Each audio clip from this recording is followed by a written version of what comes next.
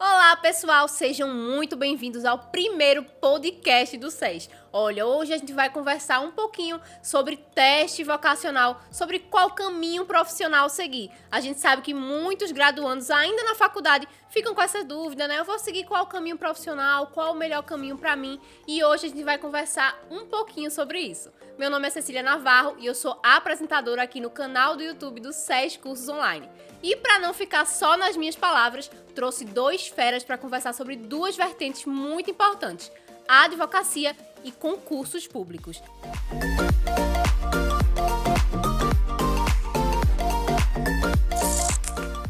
Professores, sejam muito bem-vindos, tá? Vou pedir para que os senhores se apresentem. Quero conhecer um pouquinho mais da trajetória de vocês. Pode contar, pode abrir o verbo, a gente quer saber mesmo. Vamos começar pela professora Heloísa. Professora, a palavra é sua.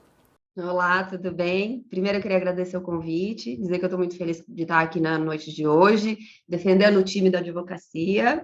Desde sempre atuei na área da advocacia. Minha mãe e meu pai eram de concurso público, sempre torceram para que eu fosse para o concurso público, mas não deu muito certo. Eu até comecei a estudar, mas foi muito contra a minha natureza. Acho que a gente tem perfis para ir para um lado ou para ir para o outro. Eu não acho que tem nenhum melhor no geral, eu acho que tem o melhor para cada um, né? Que o coraçãozinho da gente fala. Depois eu comecei a advogar por conta própria, trabalhei para outros escritórios, voltei, trabalhei, enfim, e hoje atuo exclusivamente com direito imobiliário, que é o que eu amo. Isso me dá possibilidades de explorar muitas coisas.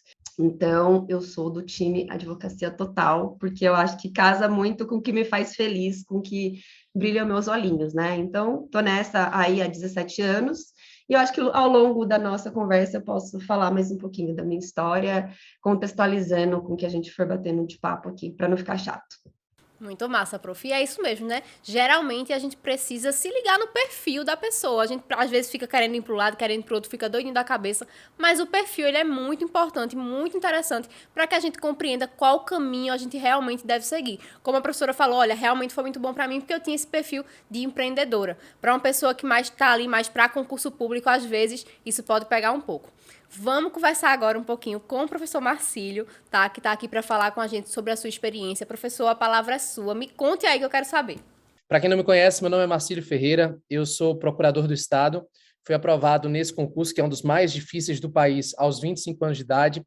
Também advogo, sou advogado público e posso advogar na área privada, exceto contra o ente que me remunera, conforme a regra da OAB. Eu adoro falar na construção de sonhos, eu adoro falar sobre alta performance, eu adoro falar sobre produtividade, eu adoro falar sobre esse assunto que a gente vai falar hoje. Eu fui aprovado muito jovem, 25 anos, mas eu paguei um preço muito duro que eu vou contar hoje aqui para vocês. Então, como a gente falou, a gente vai conversar um pouquinho sobre a advocacia e concursos públicos. Professores, essas duas vertentes, elas são muito diferentes. O caminho para chegar até lá é diferente, o perfil da pessoa que quer advogar e que quer concursos públicos é necessariamente diferente? Vamos lá. Quando a gente fala sobre concurso público, sobre advocacia, o que a gente está falando é sobre uma proposta de vida. Você vai dedicar a sua vida a algo. Os próximos anos da sua vida serão dedicados àquilo. E não importa, se for concurso público ou advocacia, você vai ralar. Quem vai fazer um concurso público tem que se dedicar ali 1, 2, 3 anos. Algumas pessoas passam mais rapidamente, outras demoram um pouco mais, mas vai ter que pagar um preço que é caro. E quem vai advogar da mesma forma, porque o início não é fácil. Quem começa a advogar tem que ralar, tem que pegar de tudo, acaba sendo meio que um clínico geral e, é claro, também demora um pouco para pegar o jeito, ter uma independência financeira, conseguir até selecionar os casos. Então, eu acredito muito que a gente está falando numa proposta de vida, numa meta, talvez no objetivo ou até em um sonho. Então, a gente tem que tratar o concurso público e a advocacia como de fato, como uma proposta de vida, para que você não passe no concurso público e acabe desistindo. É uma proposta de vida em que você tem que avaliar e colocar na balança, assim, o que você está disposto a fazer hoje e onde é que você quer chegar. Isso não é fácil. A verdade é que muitas vezes a gente acaba fazendo escolhas de vida a partir da nossa mente, do que vai levando, ou do nosso imediatismo. Eu acredito que a busca pela escolha entre concurso público e advocacia é mais uma questão de clareza. Nos dois caminhos você vai ter que pagar um preço muito caro. Não é barato esse preço, é um preço caro, você vai ter que ralar, mas quando você tem clareza, esse caminho ele fica mais fácil de ser trilhado e às vezes o resultado chega mais rapidamente, é o que eu acredito. Não sei o que a professora Heloísa pensa. Bom, acho que eu tenho que Eu acho que a primeira coisa que eu concordo em gênero, número e grau é assim: ambas as opções demandam muito esforço e muita energia da gente, né? Então, assim, não o imediatismo e o direito, acho que no geral, independente de ser carreira pública ou ser pela advocacia, não combinam, né? Então, para construir uma carreira sólida na advocacia, a gente precisa estudar, levar muito não, vai levar uns calotes, vai precificar errado, vai pegar a demanda que não está a fim de pegar, porque não pode escolher no começo, e não pode escolher porque a Heloísa falou que não pode escolher, não, porque senão você não vai pagar suas contas, né? E o concurso público é a mesma coisa, você acaba estudando por muito tempo até ter um resultado de aprovação, às vezes é aprovado e não é chamado ainda, fica ali numa fila de espera para ser chamado, e depois vence o concurso e é uma frustração que só... Então, assim, ambas as carreiras têm o ônus e o bônus. Não existe a melhor carreira, que seria a advocacia, ou a melhor carreira, que seria o concurso público, porque ambos vão demandar aí um sacrifício. Um outro ponto que eu achei fantástico, assim, é ter planejamento e ter clareza naquilo que você quer para sua vida. Eu confesso que eu fiquei muito tempo angustiada, porque meu marido é concursado, meu pai era concursado, minha mãe era concursada, e aí o que acontecia? Eu tinha aquela coisa: preste concurso público, porque você vai ter uma estabilidade, porque é muito bom, porque é isso, porque é aquilo. E assim, são visões que eu concordo que sejam corretas, né, do ponto de vista deles, porque era a realidade deles.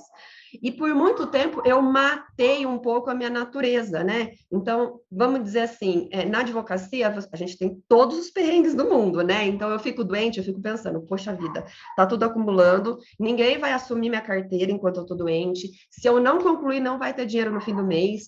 Enfim, tem uma série de coisas que me preocupam.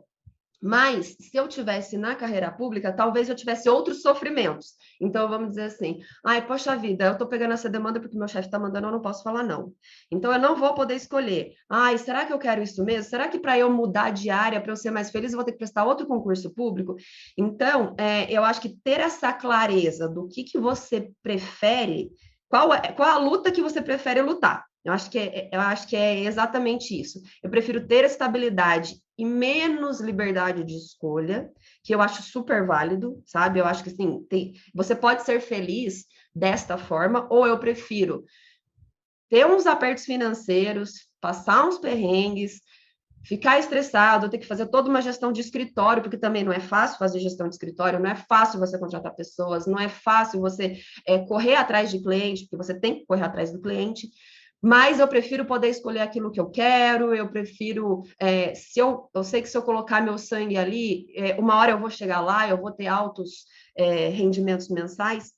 Então, é escolher a luta que você está afim de lutar, aquilo que você está afim de encarar. E sapo vai ter dos dois lados. O professor Marcílio foi certeiro, ter clareza naquilo que você pretende para a sua vida, né?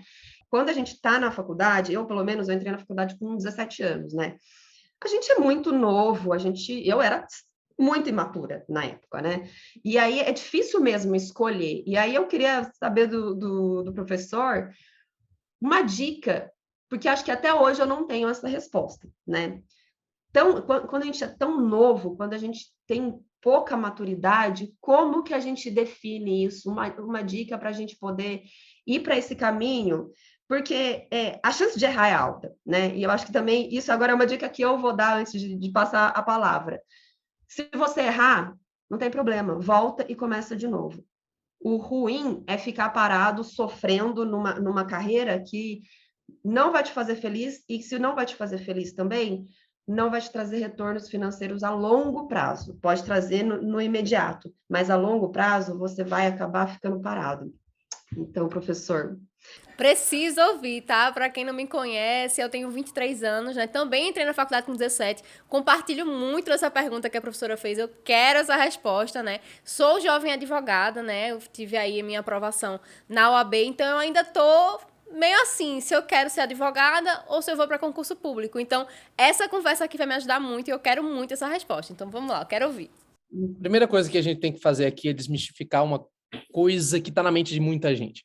Hoje existe uma ilusão de que nós estamos em busca de um propósito, que esse propósito vai encaixar na nossa vida e que é isso que nós nascemos para fazer e uau!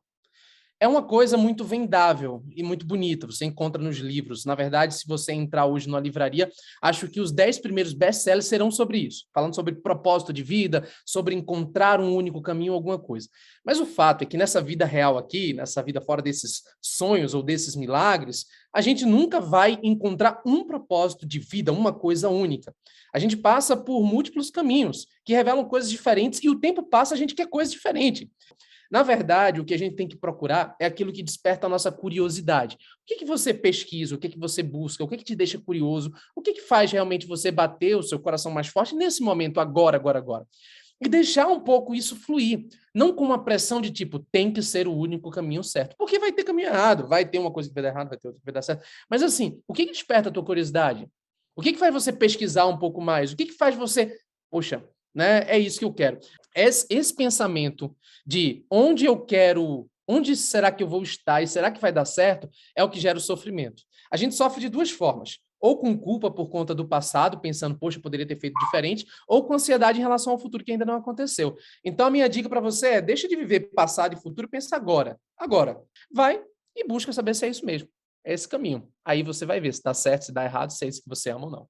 É isso. E a gente tem que normalizar um pouco mais, né? Eu vejo muito isso como uma pressão e eu falo por mim mesmo. A gente coloca uma pressão. Poxa, eu tenho que decidir. Eu vou advogar, eu vou para concurso público. Eu me formei tem 7 meses e eu ainda tô com isso na minha cabeça. Eu preciso decidir. E às vezes eu penso, pô, será que eu não tenho que tentar um para ver que eu realmente quero outro? Ou vice-versa? Ou será que eu tenho que tentar os dois? Isso fica muito na nossa cabeça e a gente tem que normalizar isso, porque é muito comum a gente ter essa dúvida. Até porque o direito, como a gente disse, tem muitas vertentes, são muitos ramos, e isso é comum. Pior do que decidir errado é não decidir. Exatamente. Eu acho que também a gente tem em mente que não ser advogado e não ser concursado público não é o fim do mundo. Pode ser, são duas alternativas, mas existem muitas outras, e muitas outras que a gente nem imagina que vão existir, virão. Então, tem que estar com o coraçãozinho aberto para as novidades que estão vindo, porque... e estar preparado. Eu acho que independente de onde vai, é estudar. Estudar, se preparar, correr atrás, ler fora da área do direito também, saber o que está acontecendo no mundo, saber o que o seu cliente do futuro, se você for ser advogado, vai precisar de você. Enfim, é estar com o coração aberto e com a mente aberta. Eu acho que a gente de direito, né, que a gente fala a gente de direito, a gente costuma ficar numa bolha, até eu digo maior do que os demais ramos. A gente tem uma bolha só nossa ali do direito e às vezes a gente fica sem saber o que está acontecendo ao nosso redor. E como a professora falou, muitas coisas mudaram, muitas coisas evoluíram, principalmente na publicidade do advogado. Antes você não tinha essa possibilidade de publicizar numa rede social. E vamos puxar um pouquinho para falar sobre a advocacia, que eu quero perguntar à professora Heloísa. A gente tem na advocacia, professora, algumas vertentes. A gente pode advogar para escritório, a gente pode advogar de forma autônoma e pode advogar para empresas. A senhora pode falar um pouquinho para a gente sobre como funciona cada uma dessa modalidade? Advogar por conta própria é a liberdade absoluta, né? Você decide aquilo que você pode ou não pode, aquilo que você quer ou não quer, o que você vai aceitar, quando elevar o nível do desafio, mas, por outro lado, você sofre sozinho. Os tombos de um cliente não te pagar, você sofre sozinho a necessidade de correr atrás dos clientes, né, de amealhar a clientela, de se apresentar, fazer gestão de escritório.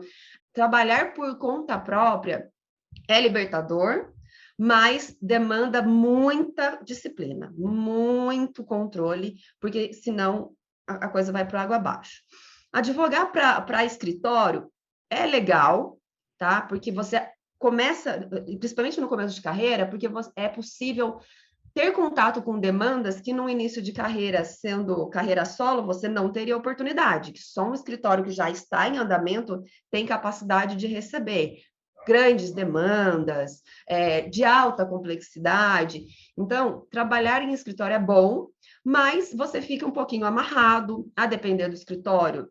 Entra muito cedo e sai muito tarde. Então, assim, é bom porque o seu dinheiro está garantido no fim do mês, né? A depender da forma de contratação, mas a liberdade é perdida e a gente fica um pouquinho à mercê também ali das regras do escritório, né? Então, é comum que em grandes escritórios entre-se muito cedo, não tem horário para sair e vida que segue. E trabalhar para a empresa, aí eu acho que assim, é um pouco, como que eu posso dizer? É sui generis, vamos dizer assim, né? Porque a sua liberdade é menor ainda, né? Você tem menos ainda a possibilidade de opinar muito do que até num escritório terceirizado, onde você trabalha com um escritório. Mas, se for uma grande empresa, você tem controle de jornada, então você acaba tendo um tempo livre para estar com a família, para cuidar da sua saúde, você tem férias que você pode sair para passear com os familiares e descansar. Então, mas também você tem outros contato com outras demandas que você não vai ter contato nem no escritório, nem no seu escritório particular. Então, são 3 formas de atuação que eu vejo ônus e bônus, né? Quanto maior a sua liberdade, maior também tem que ser a sua responsabilidade para fazer gestão de risco e gestão de financeira, de escritório, de parceiros, de funcionários, enfim. Se eu estivesse começando hoje e eu teria uma dica que eu gostaria de ter ouvido: experimenta tudo. Porque a gente nunca sabe qual que é a melhor opção para a gente antes de experimentar, né? Então, olha, experimenta, né? Ah, Heloísa, eu não posso experimentar porque eu tenho boletos a vencer, eu preciso pagar as contas. Então, aí o seu caso é diferente. Então, você vai acabar tendo que se submeter no início de carreira a algumas coisas que você não goste, em prol de uma coisa melhor no futuro. Mas, se tiver oportunidade, eu costumo dizer, agarra com todas as forças possíveis. A senhora falando aí foi um tapa na minha cara, porque eu concordo totalmente com tudo que foi dito, e eu concordo mesmo que a gente tem que experimentar. E eu, né, como sou jovem advogada até agora, não experimentei nada, eu não cheguei a fazer nada da advocacia por puro medo, porque é difícil para você pegar a primeira causa, né? E aí o que eu ia perguntar para a professora e até para o professor Marcílio: professor, o senhor já chegou a advogar ou foi direto para concurso? Advoguei, sim, e advogo até hoje, na verdade. Antes de passar no meu concurso, eu advoguei 5 anos, um escritório de Recife meu próprio, junto com meu pai, e até hoje também advogo, só não posso advogar contra o ente que me remunera, no caso, o Estado de Goiás, que é onde eu atuo como procurador de Estado. Mas a verdade, sim, só fazendo um pequeno parêntese para que quem está assistindo aí possa entender, eu nunca quis concurso público. Durante minha graduação, eu queria advogar.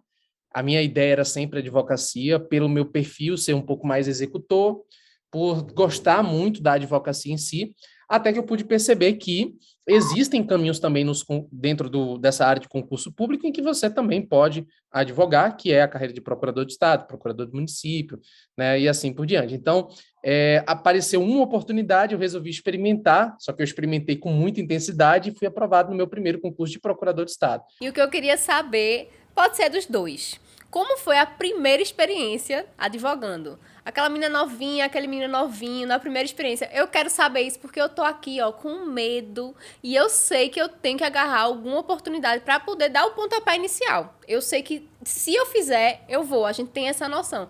Eu só ainda não consegui pegar. Como é que foi essa experiência de vocês? Vai dar medo e vai ter que ir com medo mesmo. Não tem jeito. Com Concorda, certeza. professor? A ousadia, não sei nem se a palavra certa é ousadia, mas talvez o ímpeto é fundamental nessa hora. Cecília, eu estagiava em Recife na Procuradoria-Geral Federal. E aí eu saí do estágio e eu tinha acabado de pegar a carteira da OAB. E aí me lembro bem desse procurador, que inclusive ele é professor hoje e tudo mais. Ele disse: Marcílio, tem uma pessoa que está precisando de um advogado num órgão tal, não vou dizer o nome aqui, e aí eu estou pensando em te indicar, você pega? Aí eu disse: claro, doutor, eu pego, pode me passar. E aí ele me passou o contato, essa pessoa me ligou e eu fui lá nesse órgão público. Aí eu cheguei lá e era um senhor, ele me atendeu, ele me recebeu e tal, comecei a conversar com ele. E aí quando eu comecei a explicar um pouco sobre a demanda, ele disse: não, peraí. Aí ele pegou no meu braço me levou, a gente saiu andando nesse órgão, que fica aí em Recife ali e tal. Aí foi caminhando, daqui a pouco tinha uma portinha à esquerda, aí ele entrou nessa portinha, tinham 50 servidores. Ele virou e disse assim, pessoal, esse aqui é o advogado, ele vai começar a falar. Aí, o que foi que eu fiz? Pensando nisso, já na possibilidade disso acontecer, eu levei um advogado mais experiente, um colega meu, que ele já tinha 7 anos de advocacia. E aí, quando a gente sentou para falar com esse grupo, eu disse, ó, bicho, é o seguinte, já que você é mais experiente, você fala aí, eu vou ficar aqui, tá? Só ouvindo. E aí, quando ele começou a falar, ele começou a gaguejar, e não saía nada. Eu acho que ele ficou com medo ao ver 50 pessoas ali na frente, ele não conseguia falar. Eu disse, sabe de uma coisa, quem vai falar sou eu. Eu peguei, me levantei, comecei a falar, não sabia nem o que eu estava falando, mas comecei a falar. Então, assim, não era muito pela... ousadia. É ousadia. Tá me faltando ousadia. Então, essa foi a minha primeira experiência. E, assim, eu nunca mais esqueço, né? Também, depois disso. Também inesquecível, né? Bom, o meu caso, eu achei que meu coração ia sair pela boca. Eu fiz estágio no fórum, né, por um tempinho. Depois do escritório onde eu fiz estágio, era direito de família, predominantemente. E eu adorava direito do consumidor. E aí, as minhas primeiras demandas, foi um amigo meu que ele tinha essas demandas, aí ele foi chamado para ser procurador do município, ele precisava indicar alguém para pegar essas demandas. Nesse ponto, eu acho que foi meio parecido, né? E aí fui lá, estudei para caramba, e quando entrei na sala de audiências, né? Foi na primeira audiência que eu tive, e o advogado que estava presente lá para fazer a defesa da prefeitura já era um procurador bem antigo, muito experiente, ele já tinha muito nome na cidade, todo mundo falava que ele era muito bravo e tal. E aí teve uma hora que ele estava falando, ele falou uma besteira enorme, aí é o meu momento. É agora que eu vou pegar esse homem na curva. Aí ela deixou ele falar, né? Ele dominava até meio que a própria juíza ali naquele momento. E aí, a hora que eu comecei a falar, eu já peguei na falha dele. Eu falei, embora o doutor tivesse dito isso, foi aquilo, tal, não sei o quê. E conduzi a audiência, foi tudo certo, depois voltou, teve memoriais, teve coisa, enfim. A demanda foi procedente, apelamos, foi procedente, e ganhamos, enfim, tudo. Tem que ter coragem. Chega uma hora que ou você dá o passo para frente, com medo mesmo, ou você vai andar para trás e vai ficar parado ali no medo. O que define é o que você faz depois da primeira vez, né? Se você para ali, se você desiste, ou se você mete a cara de novo. E a segunda vez não vai ser tão fácil assim, não. Vai ser difícil de novo. E puxando aqui também no assunto da advocacia, que a professora falou, que é, né, especialista mais em direito imobiliário, né, professora? Direito imobiliário e vícios construtivos. Essa parte de especialização, ela é importante. Isso conta muito num currículo. A gente consegue pegar e entrar no escritório para advogar para civil, para penal, para qualquer uma das disciplinas, das especialidades, sem ser especialista naquilo, sem ter uma pós, sem ter o curso de prática. A gente consegue aprender na prática mesmo, no escritório, na empresa, ou a gente realmente precisa fazer essa especialização antes para conseguir entender e compreender melhor cada especialidade daquela disciplina? Depende um pouco do perfil do escritório ou do perfil da empresa onde o profissional quer trabalhar, tá? Então, assim, se me perguntasse, você indicaria para fazer uma especialização hoje, para você entrar no ramo de direito imobiliário e trabalhar no escritório de advocacia de direito imobiliário? Eu ia falar assim, faça cursos rápidos e práticos, que eu acho que vai te abrir muito mais portas. Eu começaria por cursos práticos, tentar vagas em escritórios e mostra ao que você veio. Eu já trabalhei em escritório para ganhar mal, mas eu aprendi muito. E aí fui galgando, fui crescendo, até a hora que eu falei, eu tô indo embora porque eu não quero mais ganhar isso. Eu preciso ganhar mais para pagar minhas contas.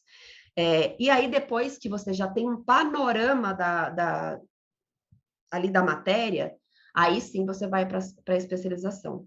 Quando a gente fala em especialização, Cecília, é muito comum o aluno ele não entender que não adianta só o currículo, mas é preciso ter uma identidade. Como assim? Muitas vezes a pessoa coloca ali, especializada em algo, mas não tem uma identidade como uma pessoa especializada. Vou dar um simples exemplo que você que está acompanhando, ouvindo a gente, pode fazer Agora, esse teste, Cecília, você pode fazer também, quem quiser pode fazer. Eu Quando também vou você entra no perfil de alguém, você vai lá no perfil do Instagram de alguém, considerando aqui que quem esteja ouvindo, né, tem um perfil de Instagram. Você vai lá no perfil do Instagram da pessoa, primeira coisa, a primeira linha do Instagram revela o que ela faz, a atividade dela. É a primeira coisa básica. Então, você tem uma identidade como advogado, você tem uma identidade como profissional que você é, diz o que você faz. Primeira coisa, quando você entra no perfil de alguém, tem que dizer o que ela faz. Até aí, tudo bem. A pessoa que acabou de se formar vai lá e coloca advogado. Eita, tá vindo pra mim, tá vindo pra mim. olhando. Olha aí, tá vendo? A segunda pergunta de identidade é: tem o seu nicho? Porque não adianta você dizer que é advogado, mas qual o seu nicho de atuação? Por mais que você pegue de tudo, é importante ter uma identidade. Olha, eu sou advogado, mas eu atuo especialmente nessa área. Por mais que você pegue tudo, quando você encontrar um cliente, quando você encontrar uma pessoa, a pessoa vai lembrar, poxa, naquele dia eu falei com fulano de tal, ela me disse que atuava com tal área. Então, dizer que é advogado e dizer que é um advogado que atua em tal área já é uma coisa diferente. Até aí, a maior parte das pessoas cumpre. Aí vem a pergunta mais difícil. As suas últimas 10 postagens do Instagram representam isso que tem na sua bio? Eu pego ali, por exemplo, um aluno e aí eu acesso o Instagram dele e tem assim, advogado especializado em família. E as últimas 10 fotos são de formatura. Veja, se as últimas 10 fotos são de formatura, a última coisa que essa pessoa é especializada. Pelo menos é isso que o senso comum vai pensar. Não estou falando, né? Pode ser que ela seja especializada, mas a imagem que ela está passando é essa. Se a bio do Instagram está dizendo advogado especializado em direito público e as fotos dela são de balada, de bebida, de outra coisa, isso não representa muito bem uma identidade. Então, a identidade da pessoa é fundamental. Agora, no que concerne a fazer o curso ou não, eu concordo muito que hoje o mercado exige uma perspectiva de prática. Só que essa prática ela pode ser obtida de várias formas. Gosto muito da pegada de curso curto ou curso livre, como se fala hoje em dia, que é um curso não regulado, né? E eu gosto muito da pegada atual que vem crescendo e que não tinha na minha época, os cursos regulados profissionais, que hoje existem.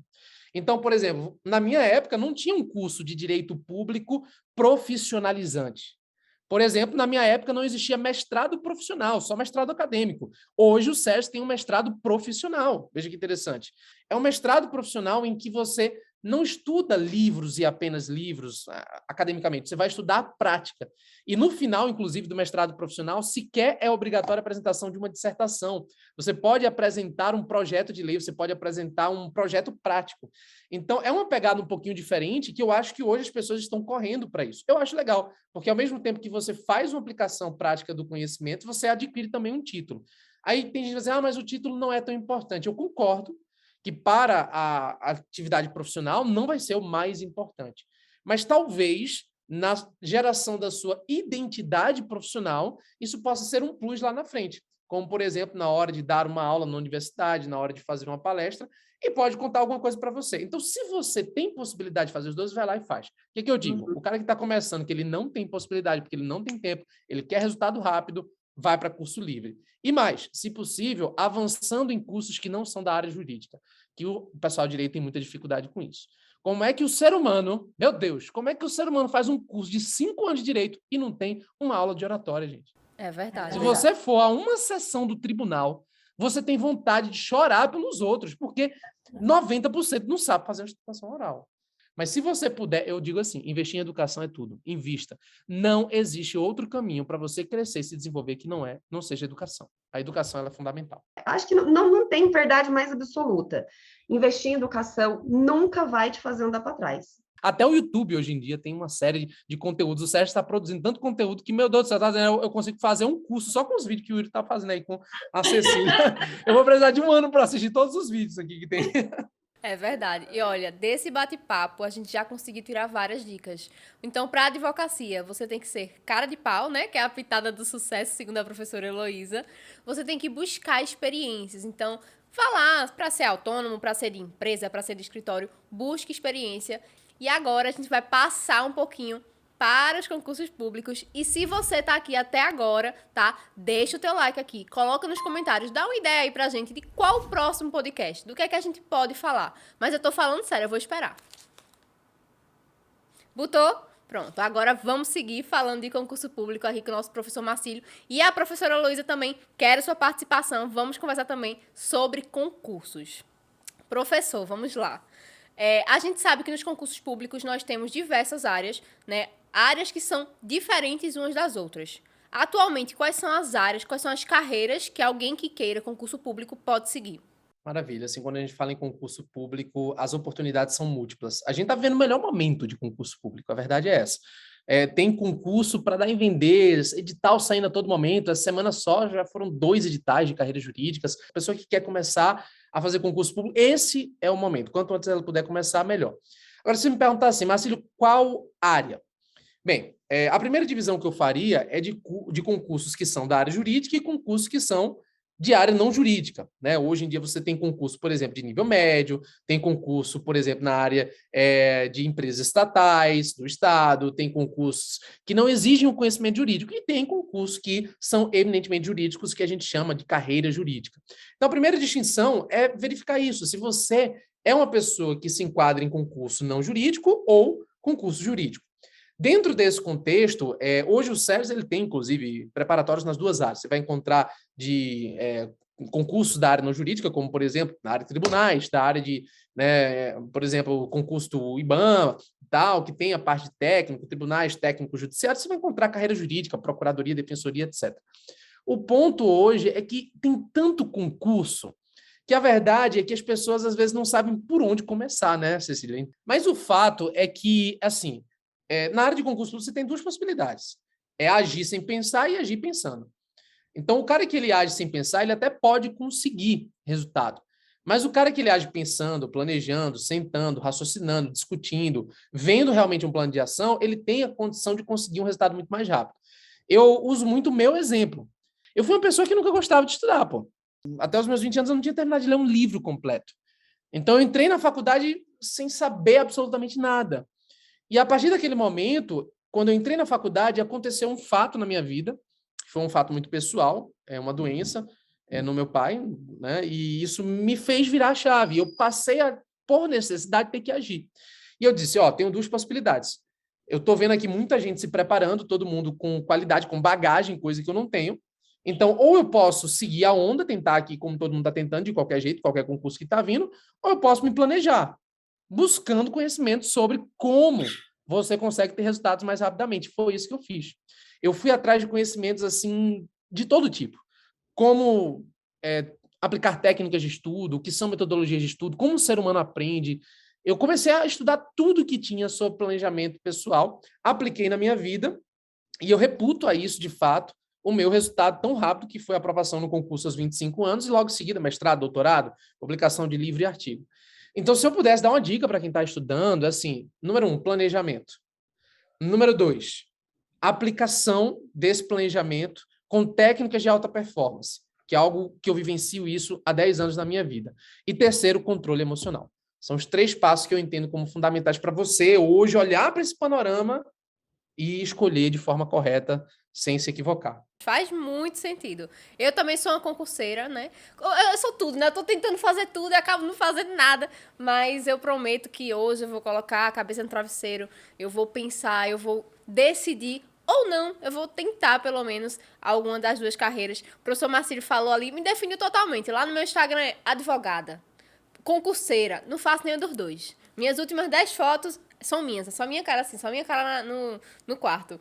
Então, assim, eu vou realmente levar isso pra mim. E aí eu queria perguntar ao professor Marcílio, a pessoa, ela precisa ter alguma coisa para passar em concurso público? Ou qualquer pessoa pode passar? Qualquer pessoa pode passar. Só que o grande problema é que, eu vou fazer essa comparação porque eu acho que é a comparação mais perfeita. O concurso público, ele não é uma corrida de 5 quilômetros. Ele é uma maratona. Como assim? Para quem já teve experiência de correr 5 quilômetros é um tiro curto. Por mais que você não seja corredor, você se prepara 1 mês, você consegue correr 5 quilômetros. 2 meses, você consegue correr 5 quilômetros. Né? Mesmo que seja uma corrida devagar, mesmo que seja correndo e andando, você vai chegar nos 5 quilômetros. Uma maratona, não. Durante uma maratona, que basicamente envolve aí mais de 40 quilômetros, você passa por vários conflitos físicos, emocionais e espirituais. Esse é um fato. Você começa correndo super animado, você vai rápido pra caramba, aí daqui a pouco você vê que você foi rápido demais, você tem que diminuir, aí de repente o seu coração ele começa a bater mais forte, porque você acha que não vai dar certo. Inclusive, os maratonistas dizem que a partir do quilômetro 33 é o grande muro. É onde normalmente os maratonistas começam a pensar, o que eu estou fazendo aqui? Por que eu estou aqui? Por que eu não vou para casa tomar uma cerveja agora? Por que eu não largo isso aqui tudo? Então, a maratona ela é um conflito físico, emocional e espiritual. E, da mesma maneira, é na área do concurso público, agregando mais um, que é o conflito cognitivo.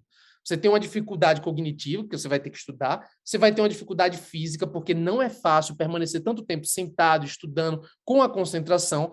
Você vai ter uma dificuldade, sem sombra de dúvidas, também emocional, com a sua procrastinação, etc., e uma dificuldade espiritual. Então, na verdade, o concurso público envolve performance.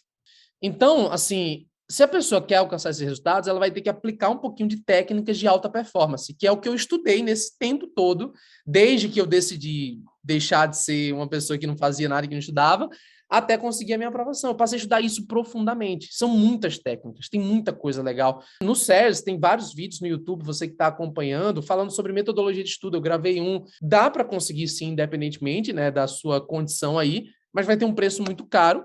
Vai ter condições suas que são diferentes das outras. Tem gente que tem, né, uma condição de vida melhor do que outras pessoas. Tem gente que tem uma vida favorável socialmente, enquanto que outras não. Mas dá. Aí o que eu recomendo? Parar de achar que é besteira conhecimento sobre produtividade, sobre metodologia de estudo, esse conteúdo, que é muito precioso e que eu queria muito que tivesse na minha época. Exatamente. A gente tem muito conteúdo disso aqui no nosso YouTube, tá?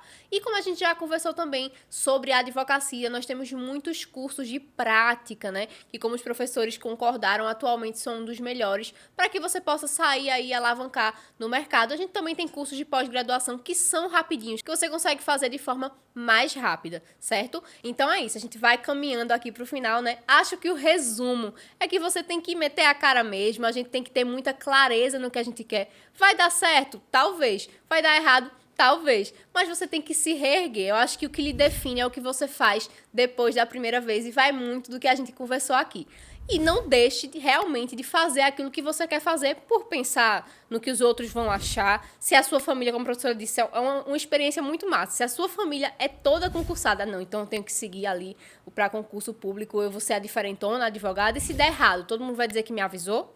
Como o professor Marcílio passou aos 25 anos, novinho, para procurador do Estado, foi ali com experiência nenhuma para falar com 50 servidores, meteu a cara e conseguiu. Então, a vida, ela é assim. Então, espero que vocês tenham aprendido muito com esse podcast e espero que a gente possa fazer outros podcasts para falar de outros assuntos. Lembre de colocar aí nos comentários, eu vou ler, viu? Para a gente fazer outros podcasts sobre isso. Professores, muito obrigada pela participação. E no final, quero deixar aí uma pergunta para os dois, para que quem está assistindo consiga resumir aí. Qual é, né, ali a dica master para quem quer fazer concurso público e para quem quer ser advogado? Vou deixar aqui para vocês uma palavra e uma frase. A palavra curiosidade.